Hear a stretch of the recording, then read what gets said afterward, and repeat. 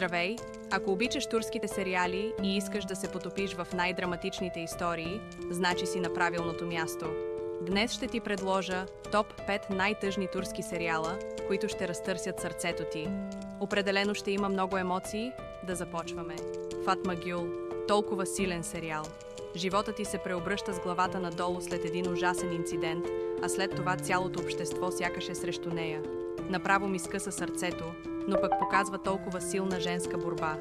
Ако някой не е гледал Забраненият плод, пропуснал е една от най-драматичните истории изобщо.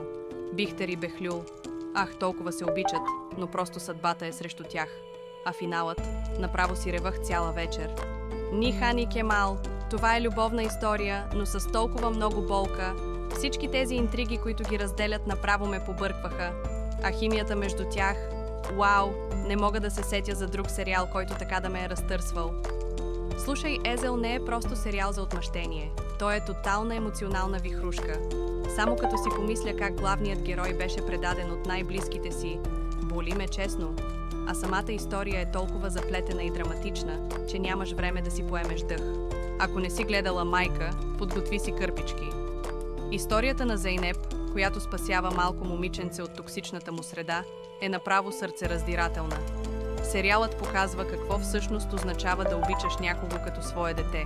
Разтапя сърцето наистина. Това са нашите топ 5 най-тъжни турски сериали. Признай си кой от тях те е разплакал най-много. Или може би има друг, който според теб трябва да е в списъка.